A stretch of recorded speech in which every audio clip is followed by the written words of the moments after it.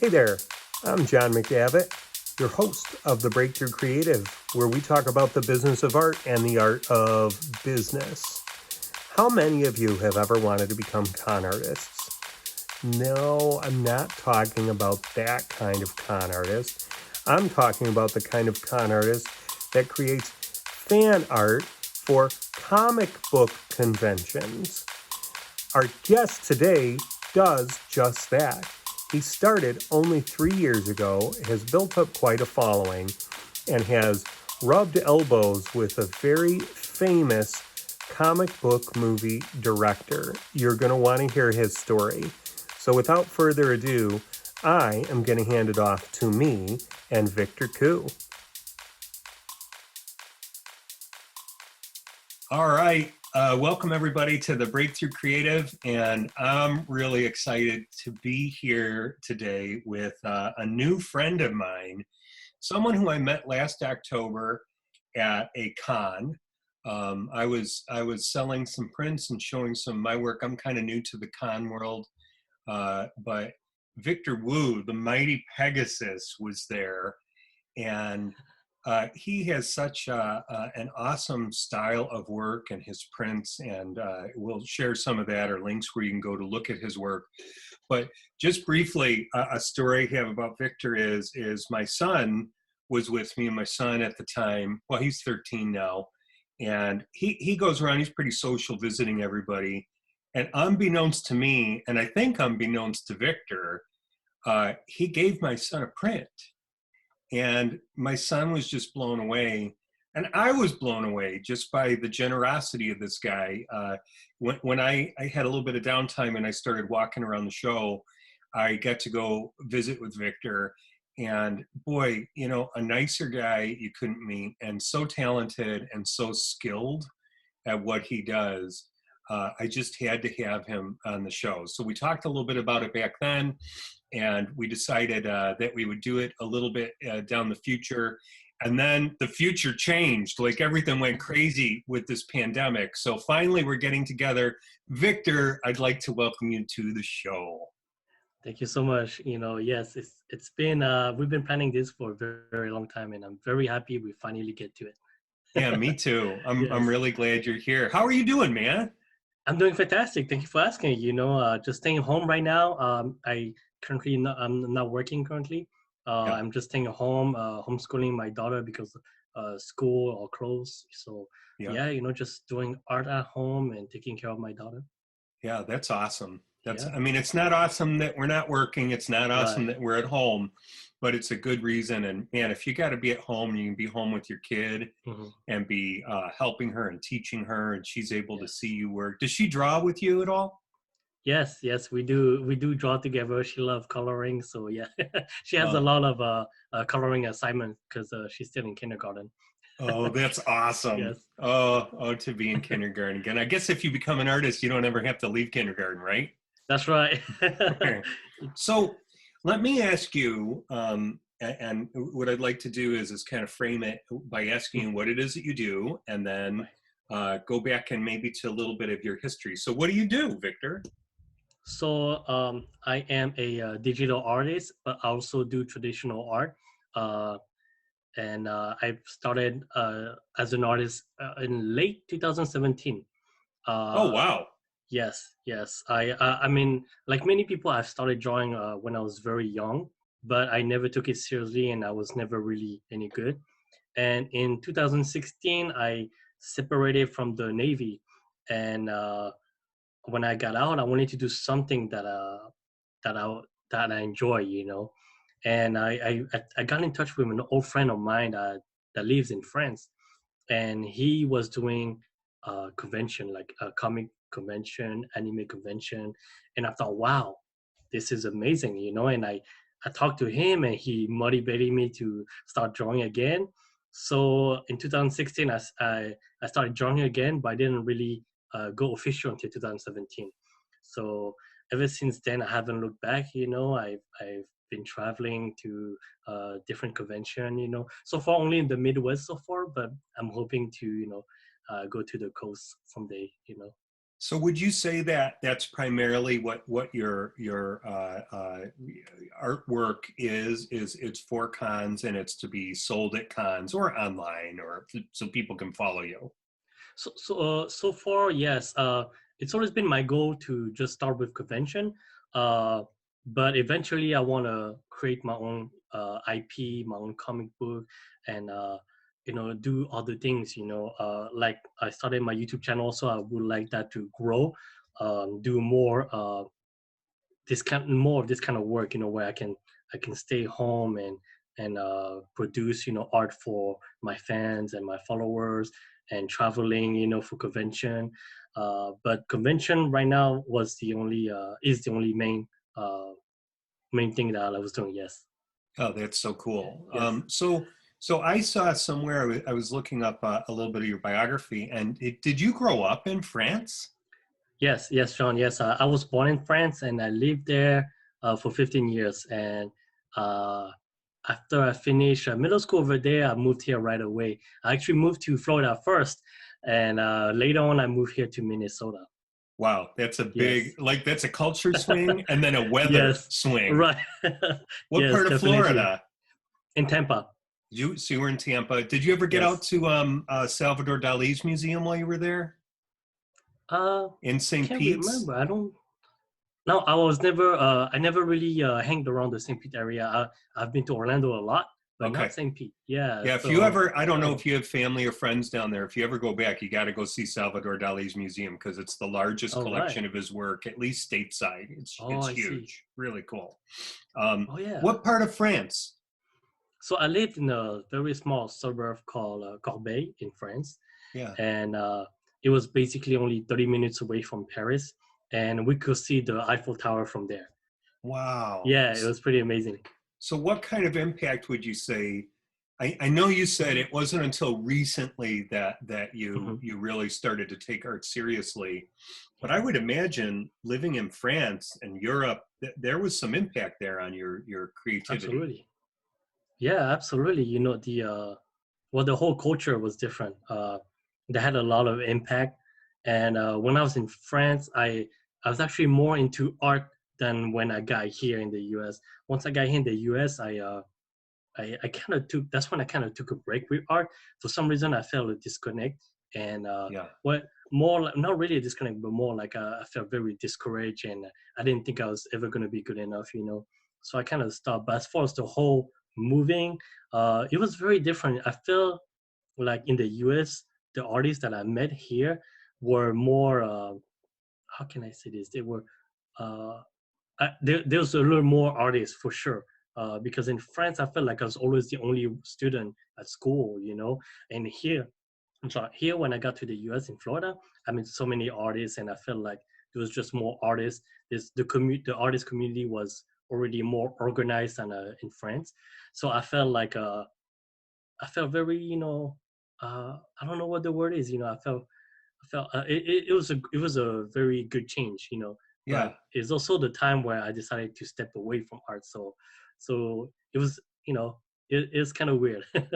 Well, high school is a weird, middle school, high school can be a Right. weird time, right? Because you're Hmm. exploring different things. But Yeah. I mean, it became apparent, that after you got through high school and then you went into the Navy. Correct. Yes. You said, how long were you in the I joined Navy the Navy for? after high school. I Okay. I went there for 6 years, and I got out in 2016. Okay. And yes, Awesome. So yeah, so what reignited your passion for art? What was it? I think you said, a friend was right. into it and there was something about that, but what was the spark for you? Yes, good question. The real reason, is I kept looking at so many people, friends of mine, family members, and the thing is, they all went through that same cycle in life where they all went to school and then they got a job, and many of them, most of them actually, they always tell me, Victor, like I wish I've done this, I wish I've done that, or I feel like this is not the career that I wanted or that I expected, and I'm not happy with it. And I look back at I thought about what they were telling me, and I kept thinking to myself, I don't want to be in the same situation. I don't want to go to school and end up with something that I'm hoping to love, but I had no passion for it at first, and that's something very hard. Uh, and so many of my friends went through that situation, and they in debt with school. Yeah. They have a job where they're not very happy, but they went to school for it, so they're working, in that career. And to me, it's just something that I didn't want to end up doing. So when I separated in the military in 2016, I really thought really hard. I actually took a 6 month break in February when I left, uh, and I really thought really hard for 6 months of what I wanted to do. And talking with my friends really helped me figure that out. And I'm very happy that I did, because I didn't want to be stuck into like I said, in the situation where I will regret. And I think that's something that many student uh many people in America just need to be taught early on, like you don't have to go to school to just go to school. It's important to figure out what you want before you go to school. And that's the reason why I did not just go to school. I had a passion for art. I wanted to get back to it, and it's something that I can relate, and that I know that even if I make a little money with it, I'm enjoying it. I'm loving it. I'm not unhappy. I don't have to answer to anyone about a certain job or anything. And that's the kind of thing that I wanted to go for. So, yes. Yeah, I think that's brilliant. I mean, Mhm, personally, I did not go to college mhm. for artwork, and I took some community college courses. And by the way, I'm not against getting an education. I think Right, right. getting an education is a great thing. But you're Absolutely. right; there's so much expense tied to it, and Mhm, so much commitment in one direction that mhm.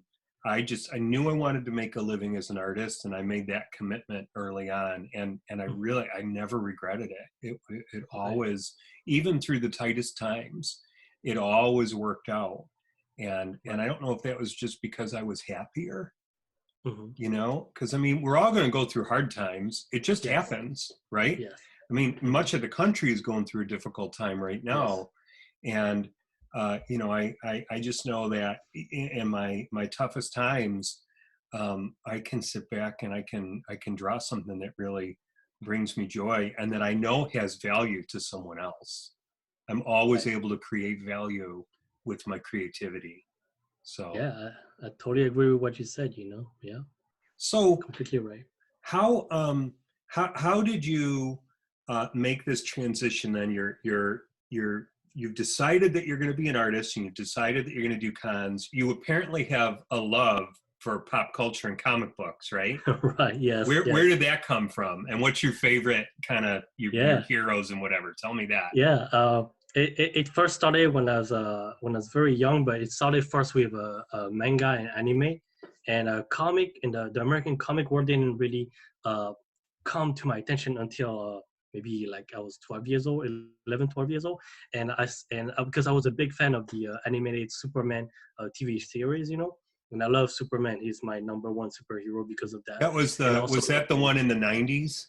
yes, yes, the one in Yeah, the 90s, yes. it was really good. And they Yeah. had a Batman one too. Right, they had a Batman one, a Superman one, and after that they had the Justice League. Yeah. So yeah, kind of like in the same style with I think it was a Team Sale. Was this his name? Or I forgot. I mean, I just remember The that Bruce team, Bruce team. Yeah. there was a lot of airbrush in it. Like Right. it had a lot of Yes. airbrush kind of film noir feel, and it Yes. was very Yes. clever. Yeah, Yes. So I kind of grew up in that era. So that's when comic, really got my attention. And when I got to the U.S., it was even better. Like in France, I didn't have so many. I've never seen. I've never seen a comic book store. In France, uh, they were more specialized in European comic. So to me, it was like, wow, it's amazing. It's like in the movies. It's an actual American comic store where I see Marvel comics, DC comics. So I was so excited. So yeah, it was great, and that's when I started reading more American comics, and that's when my love for the American comic pop culture, really really grew strong. And and it's also at the same time that my art kind of changed from the anime manga style to the more semi-realistic comic style. So it had a lot of effect, a Yeah, lot of yeah, it definitely inspired me to change my art style, for sure. Yes.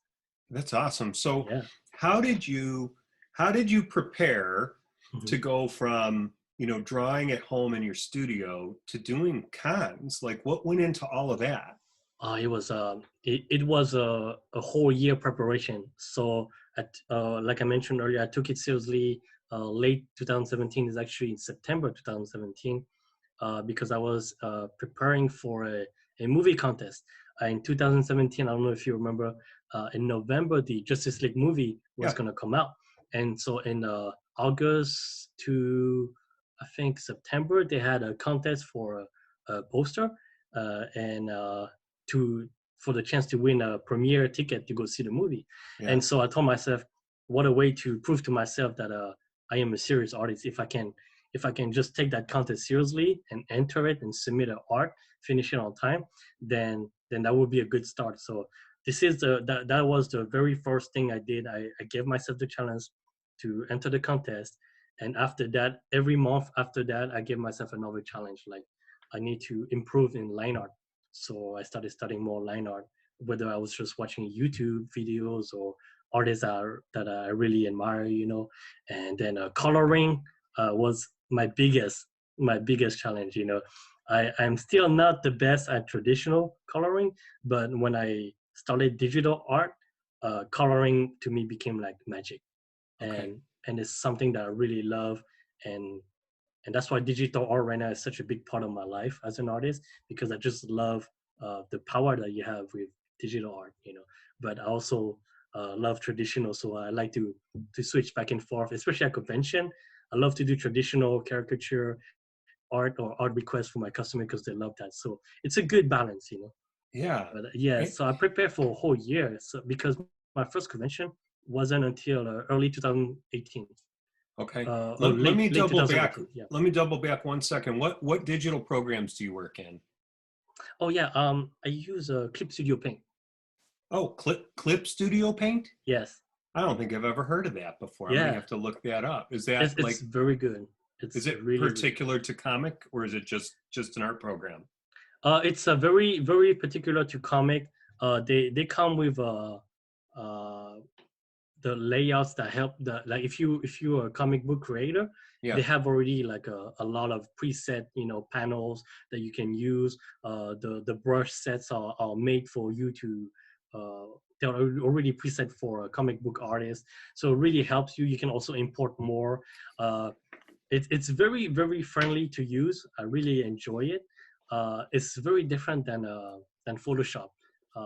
I think Photoshop. I use Photoshop as well, but I feel like Photoshop is better at manipulating effect or adding effect, Yes. which Clip Studio is not so great at. But it Clip Studio really gives you the feel like you're drawing on regular oil paint, sometimes, Yeah. and it really captured that sensitivity, the texture, and all that. Do you use that on a PC or a Mac or on an iPad or? Yes, yes, I use that on my. I have a Whelan Canvas Pro Yeah. 22. Yeah. I Yeah. got mine sitting right here. Oh yeah. I've got a 20-incher I Oh, bought 20 because inch is still good. yeah, I have a Cintiq, like an old Cintiq, the UX22. And Yes. when I upgraded my Mac system to Catalina, it went from Uh-huh. 32-bit to 64-bit, and I Right. couldn't use the Cintiq anymore. It's like, Oh ah. yes, that's right. So Yes. I got this Huion, and it's been Yes. awesome. Yes. Yeah, that's I've really had no cool. problem with mine too. Is great. Although I think 22 is kind of too big, but it's fine. It does the job. Do You you? know. Okay. Yeah. Yeah. Um, so so now you're working on your art, you're Mhm. challenging yourself, right? Yes. You're giving yourself projects, you're giving yourself your own deadlines, Mhm. and then it comes time to get into the con. What's your process? How did you pick a con? And then Mhm. what did you prepare for it? Right. So the first thing I always do is choose my con, then apply, because all the cons, most of the time, all the cons will have application open 6 to 12 months ahead, and they have a deadline like 6 months before the con. So basically, you have that 3-month window where you have to apply, and hope to make it. So a lot of time, all I do is look up all the convention I can find, choose the one that I can make sure the days are not overlapping, and I just go ahead and apply for it, or just sign up for the newsletter for whenever they open for registration. And a lot of time I'm just waiting to be confirmed before I can even confirm that I'm going to the con. So that's during that time that I work on my art. I mean, Okay. so while I'm waiting, I usually uh, get started on my project, and uh, and that's I kind of since I'm not most of the time I don't confirm a convention, I kind of just project it, project my time. Okay, if I can make it to that con, I should try to finish this project 2 weeks before, so I have enough time to get my prints ordered and test it out and see if I like the paper and things like that. So So when you do that, then, and so now you're getting ready to sell prints and you've got to test mhm, it. Do you get one printed up and have a proof come to you so that you can see if correct. you like it or not? Yeah. Do So you what have I a do is I have yeah. What I do is I have an online supplier, and she's the one who takes care of all my metallic print. And but in case of emergency, sometime she cannot ship them on time, so I usually go to like the local print store like Office Max, Yep. which they don't have the same quality of paper, or they print differently, but it's okay. Sometimes you just got to do what you got to do for emergency orders. So it really depends on the situation. If I know she cannot ship me my stock on time, then I would just go to the local print store and have it print there within like 2 hours. And it's not the quality that I want, but I can always offer it at a different price. Yeah. Can you share that print resource or is that secret? Yeah. Oh, No, who's not at that? all. I don't mind. It's a good question because I've met so many artists that feel like so scared of sharing their supplier, and I really don't mind at all. So That's I will awesome. share it. Yeah, Yeah. and they are a small couple who does it on Facebook. It's called Hero and Villains Design on Facebook. And right Awesome. now, yeah, that's the only way you can contact them right now. So look it up on their Facebook. They do a great job. I love their service, and yeah, so I recommend them Yeah, absolutely. that's so cool. By the Yeah. way, I love that attitude that you're willing to share because Yes. there are so many people who are they're Right. competitive in a way that I think Right. does them a disservice. Mhm. Like I said earlier, when my son came back with the print that you Mhm. gave him, Mhm. that spoke volumes about you as a person to me. Wow. It's like this is a person who cares. It's a person who their work is good, and you were looking out for somebody younger than you, Mhm. and that was very encouraging to him. And I just love that in people. When I see that in Mhm. people, they're people that I want to get to know and I want to support. So Mhm. that's a really cool characteristic. What do you think makes you that way? Why are you that kind of person? Good question. Because I was like your son at some point. uh, I was just looking up to people. I was admiring them, and it's like you say. There are so many artists out there that are just so competitive and so Yeah, defensive, and I don't think it's the right way. Especially because you want your art to inspire younger artists, younger people. You want to inspire them to be creative, to just follow their dream. And you can't do that if you're so defensive, or if you're just competitive. If you're just doing art just for the money, you're not doing it for the right reason. yeah, You know, yeah, you gotta enjoy what you do, and that's the reason why I'm like that. It to me really, like, if I look 10 years from now, even if I become a successful artist or not, as long as I'm able to inspire, one person, at least just one person, who can come back later on and tell me, hey, 10 years ago, you inspired me and to do this, and this is where I am now. That's all I can ask for. I would have done a great job. I think I would have succeeded as an artist, even though my name is not out there with all the others. I yeah. would have succeeded, and that's my point. That's my goal. I just want to inspire people. That's a good goal. That's a Yeah. good goal. I Right. had an opportunity to meet one of my idols years ago, and then I Mhm. had another opportunity recently to meet one of my idols, Michael Whelan. who's a fantasy Mhm. artist, Okay. and you'd know his work if I shared it with you. And Right. he was at a gallery. There was a museum showing his art, and it was only like an hour drive from my house. So I Right. told my wife, I said, I never do this. Like, I'm like, hey, I'm gone Saturday, whatever the date was, I'm gone all day. And she's like, Right. okay. So I went out to this place, and they had his original art. There was some Frazettas hanging there. There were the Mhm. brother Hildebrands, who did a lot of Lord of the Rings artwork in the Oh. 70s. Oh wow. And there's Michael Whelan, and he's on a board, right? A panel. They're doing an interview, and there were like 20 people there.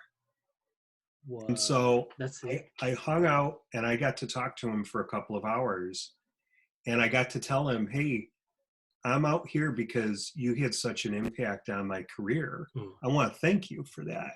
Right. And I really appreciate you. And can I get a photo with you in front of your work? And he did. And then he hung out with me for like another hour and a half. And That's I awesome. was sensitive that there were other people there. And I Right. kept trying to excuse myself and say, hey, thanks so Right. much for your time. He said, no, I'm good. Let's talk a little longer.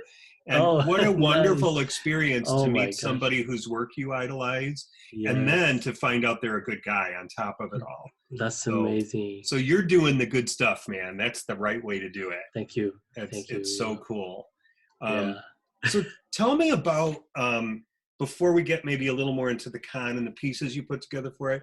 Tell me about your art, because Right. the art that I've seen from you, the style that I would say is the Mighty Pegasus style, is kind of a montage, a collage of Right. characters within a scene. Tell me about that. Right. Yeah. So that's it's I was very inspired to do these giant collages, of characters from one of by my current favorite artist right now. His name is Christopher Keiko, and the reason I started doing the same thing is because he does this amazing giant collage with where he put a whole universe into one piece, and he does every single character, whether it's a main character, or a side character, or just someone that just appear in the background. And to me, it's just amazing that he does that because it's like it's like how sometimes I meet artists that tells me, oh, I don't think I draw enough of this and that, and just challenging yourself to draw a whole universe in one piece is basically like giving you doing all the things that you tell yourself all the time that you can't do. You can do it all at once in one piece. So I could work on female character, female features, male feature at the same time in one piece, and it's at the same time it's good practice, and Yes. it's good. It's a good goal in the sense where you you you want to make sure that you work on every little detail, because a lot of time people focus on one character where they focus too long on it, and they always change their mind. I don't think I like it, so they put it away, they start it over again, where in this kind of project it's more like in a montage you want to start with a composition somewhere and just go with it and let it speak to you. So a lot of time when uh when I did my second one, I started working on the composition, but the first one I did for my Smash Bros, I did not. I just kind of started drawing one character, and I went on with how I felt, So it's very um, it's I don't know how to explain it, but yeah, my thought process is very very simple actually. It's not too hard, but it's just uh, I just start one thing and I go to the next, and the main focus is I have to finish that one thing before I go to the next one, and like I said, it's good practice mentally as an artist because it forces you to go with the art, whether you think you made a mistake or not, you want to see it through, Yeah. and a lot of times that's what artists I think uh, try not to do because they feel like they messed up on one part, so they're like, I should just give up on it. But I tell people all the time, whether I'm doing a traditional or digital piece, if I start on it, I want to see it through, so I want to go ahead and finish that. And sometimes you make beautiful mistake and it turn out to be very very good, so that's what I'm trying to get at, the big montage to me was a great way for me to break those barrier, where I'm always blocking on drawing something. Uh, and so yeah, I hope How do that makes you, sense. it does. How do you organize that full image? Like, if do you plan Yes. all the characters that are going in, or do you plan several and then just kind of fit more in Yeah. if need be? Yeah. I always get the list.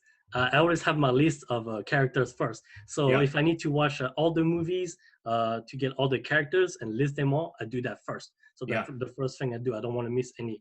And and then the next thing is um, I kind of see how I want to do the composition. So for my latest one, the Justice League collage, I wanted to separate every movie in each different quadrant of the dark side. yeah. So that's what I did. So one movie represent one quadrant represent one movie, and then so on with the others. So That looked awesome. yeah, thank you. So when you oh, I got so many questions I want to ask all at once. So Yeah, yeah. I'm gonna try and do this in order. Hmm. So when you go to a con, how Hmm. do you prepare? Like, how do you know what to bring? How do you price stuff? How do you manage a con, I guess? Yes, good question. So it really depends on which con I go to. Some convention are very pricey, like the big one, like the Wizard War. Yeah, Uh, those are very expensive for vendors and artists to get in. So you kind of have to adjust your price. You can't really you could sell your art for $10 a piece, but if you don't have a big inventory, uh, it won't help much. You won't be making any profit on it, or it would be very hard for you to make profit. yeah, So it's very very tough. I do adjust my price depending on where I go and the size of the convention, and because it helps, yeah, it helps yourself and it also helps the customers. It sometimes it's kind of pricey. If you go to a big convention, hmm, uh, I sell them for $20 instead of $15. It's $5 difference. But yeah, if you can't make any profit, sometimes it's good. Like I love that people want to get my art, but you also have to think of yourself, and you want to, because I travel far. Sometimes I travel over 12 hours just driving with all my equipment, and if the little profit that I make of the convention doesn't really cover all the traveling expense. right. So in the end, you might end up not making anything. So you have to Because think of this kind of thing, you've got to think right? about gas, you've got to think about a Gas, hotel room, hotel, food, food, right? yes, And then you everything. got to buy So some stuff at the con, right, right? yeah, that too. Yeah, So it's very very hard. So when I plan for a convention, I think of all of that, and it's very very hard because like I mentioned earlier, a lot of time you plan those 6 months ahead, yeah, and you're buying a hotel, you reserve a hotel 6 months ahead of time, and so you want to make sure that by the time the convention come, you're ready, and that's very hard because I had a job also on the side before the whole situation right now. So it was very hard for me to make sure that I had the days off, that I needed. uh, and if I didn't, I had to make sure I will either drive the same night on the last day of convention to make sure I make it back home. So it would be very very hard, but it's just a lot of preparation, a lot of thinking, and basically just being ahead of the game. Yeah, yeah. trying to be ahead of the game. Yeah. That's awesome. So now you must have followers from the cons now, right? Yes. People who Hmm. love your work and they Hmm. become fans. How do you communicate with them, and how do you? I imagine you want to be able to sell to them when you're not at a con with them. How do you work Right. all that out? Uh, it's not very hard actually. With my business card that my followers usually pick up at the convention, um, I make it very simple for them to contact me, whether it's on my social media or my email. And for all my commissions, that's usually how they contact me, whether by email or my social media. And it's been working fine. I haven't had any problem with that. And I try to keep it very active on my social media when I have new prints or new things on my online store, so they can go ahead and order from there. So yeah, it's pretty very simple. Do you keep an email list? Uh, no, not really. I what my online store does is all my followers. or watchers, whenever I post something new, they get notified automatically. And where's And your so, online show? Where can somebody follow you there? right, it is on storeenvy.com, and you can type my whole store place, which is Mighty Pegasus art.storeenvy.com. It sounds like two main sources of income for the art, which is people can purchase your prints or they can hire Correct. you for a commission. Correct. So Yes. how does a commission work? So for commission, it's very simple. Usually, the first thing the customer tells me is their idea of what they want. Then from there, I can tell them the price, because a lot of times it's very simple. If someone tell me they just want me to draw a portrait of the dog, which is very simple, I just charge them a regular fee of $60. And if they Yeah, want like another puppy or some detail in the background, then it can go up to $100 depending on how detail or yeah. or specific they want it. But What, it's very very simple. I have flat fees for like for example my caricature. It's just $30, yeah. for a caricature. That's it.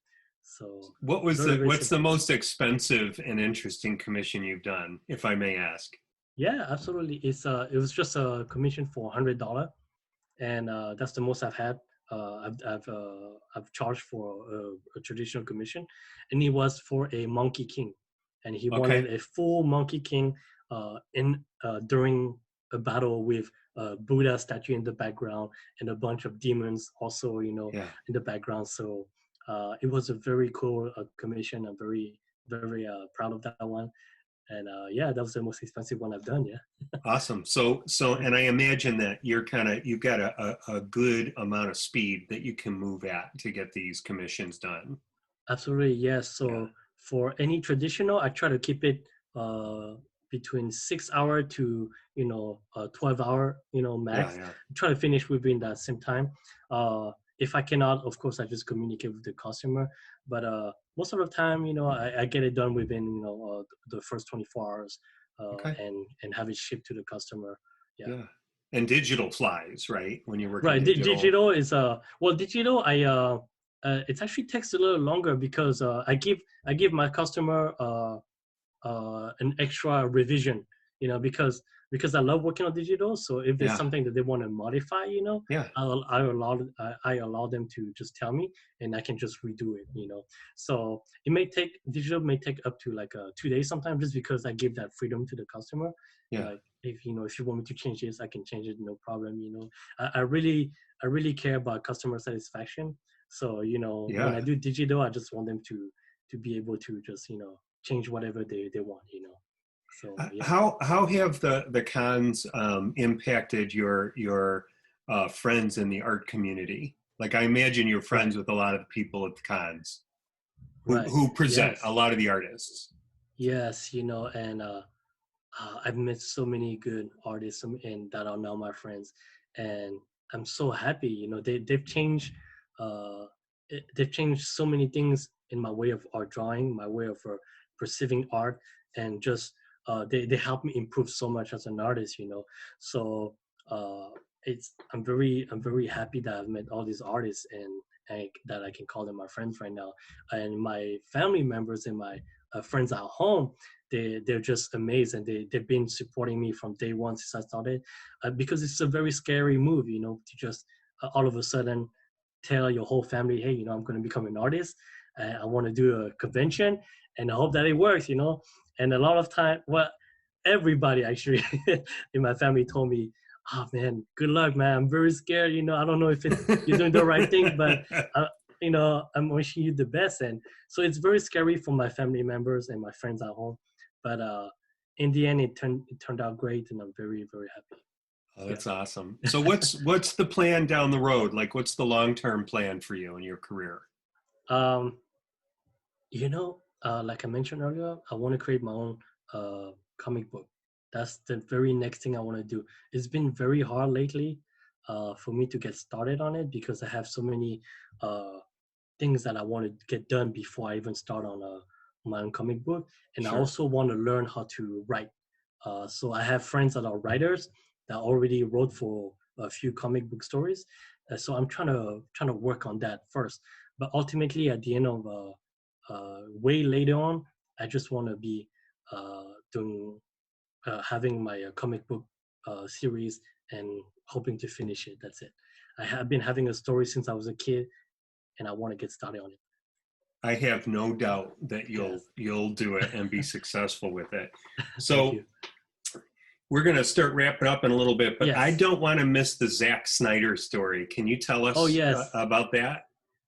Yes. It's an amazing story, John. Thank you for asking.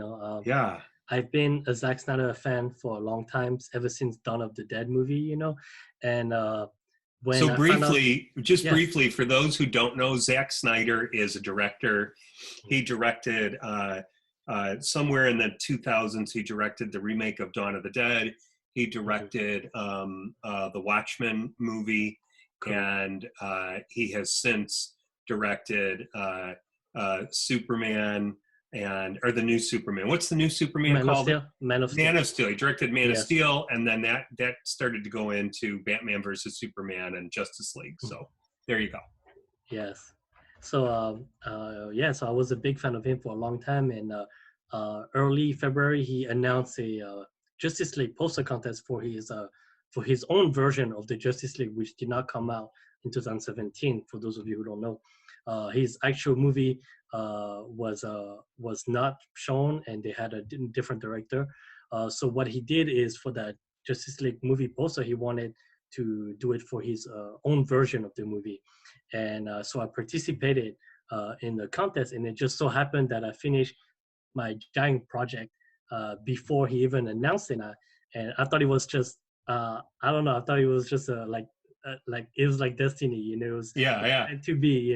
So I was like, wow, it's perfect timing. I just finished it and I submitted it, and a couple of weeks later he announced the winner. And I honestly did not think I was gonna win. I just wanted to participate on it. And one day my phone just started going crazy. I started getting all these messages, and people were telling me I won, and it was just unbelievable. And so now I'm waiting for director Zack Snyder to contact me, uh, and see where it goes. So, but yeah, it kind of slowed down because of the whole COVID-19 situation. Sure. So right now I'm still waiting to hear back from him, but I'm being patient, and it's just an amazing story, and how Yeah. things happen. So I'm very happy, and that project to me meant a lot because it took me 7 months to finish. So Wow. it took me a lot of time. I put a lot of work on it. That's Yeah. dude, that is just the coolest thing. That's so exciting. I'm so happy for you. Thank And I'm you. looking Yes. forward to hearing the rest of the story after you hear from Zach. Yes. Um, so if you were to say to anyone out there right now, there's a young artist, there's a young guy or a young gal out there, and they really, really, really want to become artists and want to be in the Comic-Con world, what advice would you give them? The best advice I would give them is just go ahead and start. Because a lot of time people are just afraid of just starting, and Yeah, that is one problem that many artists are suffering from, that fear of just showing the work. And sometimes it's as little as just going to getting a table, and just, you don't have to be all fancy, you don't have to have a display. Just bring your portfolio or your drawing pad, and just draw there, and that's just how you start. So yeah, it would be to just go ahead and get started. Don't wait, don't be afraid. It will be fine. It will be fine. awesome. And it sounds like another thing is you've got a really good support system that Mhm. even though people were your family, friends were nervous for you, Right. you're I mean, dude, you exude confidence. You seem to be a pretty confident guy. Thank you. I'm sure moving from Europe to America, I don't know how much English you spoke. You probably spoke some Right. English, but A little bit. it was probably a challenge culturally to make that shift. And Mhm. then another cultural shift from Florida to Minnesota, and then Right. to be in the Navy. You've had Mhm. some life experiences that have Yes. tested you and have made you more willing to take chances and give yourself challenges and take Mhm. risks. So Yeah. I would say that being active and doing things has probably been a benefit for you too, huh? Yeah, you're totally right, John. It's been a all these things that I've experienced in my life, like you said, from moving to one country to another, my experience in the Navy, all this all together, really, uh, really are the what made me, choose that path that I did, as an artist, because I've seen so many things, and I just want people to see what I've seen, experience what I've experienced, and so that's the best way for me to show them by sharing my art and telling them that you can do it too. That's awesome. You're right. You're So, totally right. and another Yeah. benefit you've got, like you've got this like multicultural culture, because Hmm. you've got your family's background, you've Hmm. got a European a Hmm. view of the world, and then you've Right. got an American view of the world. Like Yeah. they're all very different, aren't they? Yeah. I wish we talked about it in the interview. It's so interesting because I'm glad you mentioned that because right now, uh, artists in Europe, for example, in France especially, that I hear from my family member, it's Yeah. so much harder. It's not like in the US. It's so much harder over there to be an artist, and people are so like even my friend in Germany, they're telling me the same thing. They're telling me, well, it's not like it's not worth it, but it's just like discouraging. What's so In a hard sense. about it? Like for example, in France, it's so hard to become an artist. You can be very talented, but over there, the art business is different. I forgot exactly what they said, but it's different. So they will have such a hard time just to get a job or getting into a company, and they will be even more competitive over there.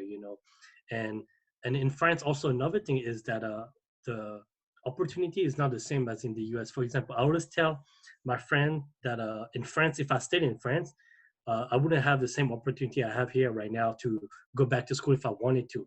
In France, if you don't finish college, for example, you're done. You can't go back to school. So a lot of time people don't realize that in France it's very hard. So that when you have an artist who's past 25 years old and he just finally realized he wanted to become an artist, he probably can't do it the same way in France. It will be so Wow. much harder, and that's something that people don't realize.